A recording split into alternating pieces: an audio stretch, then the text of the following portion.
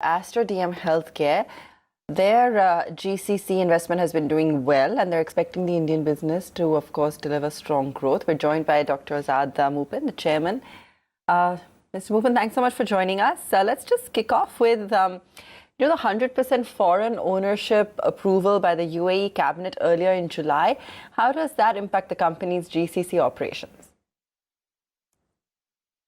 So this will definitely have a positive impact on the businesses which are coming to UAE. And for us as a company, we already are fully protected by earlier structure which we had in the DIFC, Dubai International Financial Center. But still, now it becomes much more easier. Directly you can have it onshore instead of this DIFC structure. So it doesn't add much to what we have as a sort of a protection. It is already there, but definitely in the future business, it will add to anybody who is coming to UAE. Okay, you mentioned being protected by the DIFC system, but if the ownership limits are retrospectively increased or removed, will Aster then seek to perhaps buy back stakes that are held by local shareholders? No, actually, it is as I was telling earlier. It's not required because we have structure in the Dubai International Financial Center which gives us 100% ownership. So for us, it is not required to look at a retrospective effect of this rule. And for us, already as it is protected and approved by all the lawyers as well as SEBI and all, we will continue with that. But in future, it becomes much more easier. It can be directly done instead of the DIFC structure. Right. In FY19, Aster reported 40% higher year-on-year EBITDA growth, supported by sharp improvement in the profitability as well. Do you expect this kind of improvement and these kind of numbers to continue?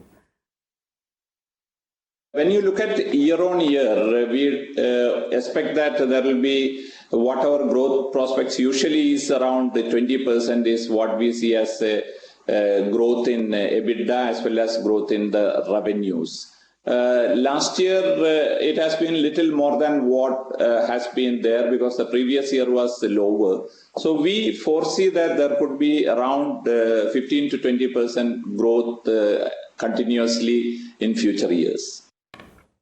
Right. Could you also talk about your GCC business, and do you expect improving maturity mix at GCC hospitals, which will then eventually lead to a margin improvement?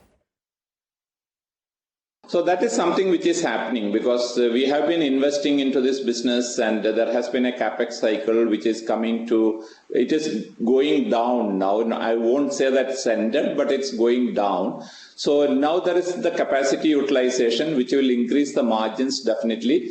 Gradually from present overall, the blended margin, EBITDA margin that we are getting now, we hope that 1 to 2% increase will be there every year, and we hope that we will be going to a better position as we go forward. And the return on capital invested also should significantly improve as we go forward.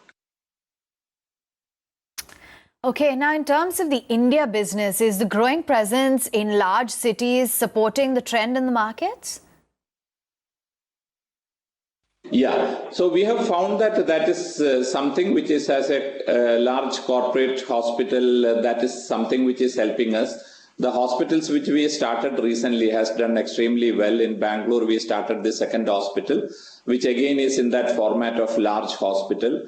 And that is the format which we think will give a return on capital invested because it's a capex light model also. So I think very important for us to focus on that rather than going into a greenfield small hospital in the tier 2 cities, investing money into that. We are sticking on to our model, which we think is very robust model, which should give us good profit. But added on to that, we are now looking at some of the models which will again increase our return on capital. This is things like the laboratory chain as well as pharmacies. So lab chain, we already have started the activities at Bangalore, which should give us a significantly higher return on capital and should give us a much better EBITDA margin. What about Saudi Arabia? Is there an expat exodus which is leading to a continuous slowdown in that area? It's not actually something which is affecting us. For us, the issue has been different. This was the issue of the earlier government, the receivables being cut down. It is not the expat exodus which has happened and which is happening to some extent. Our customers are actually the local population. In Saudi Arabia, if you look, it's 80% of the population are actually locals and only 20% are expats. So we are actually serving the local population, not the expat population. But very little amount of expat population are our customers. So I don't think this will have an impact.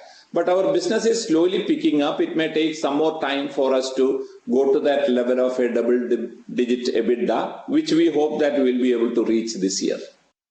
Okay. Also, finally, currently a little bit more than 80% of EBITDA comes in dollars. Is the India appreciation versus the dollar currently a concern? Results, of course, are reported in rupee terms. So, just, wondering if the company is looking at hedging possibilities and how that's expected to play out. In fact, I think it has been the other way all around. We have seen the dollar appreciating and the Indian rupee depreciating. And we don't expect a major change. That has been the predictions. We were looking at all the predictions and they say that it will hold around this 70 rupees range. And we don't think there will be a major impact upside or downside during this financial year. So the fact that we are getting this in hard currency, there shouldn't be an issue for us because dollar is expected to hold on to the Indian rupee definitely. Sure. All right. Thanks for joining us this morning, Dr. Moopen. Good chatting with you on the outlook going forward.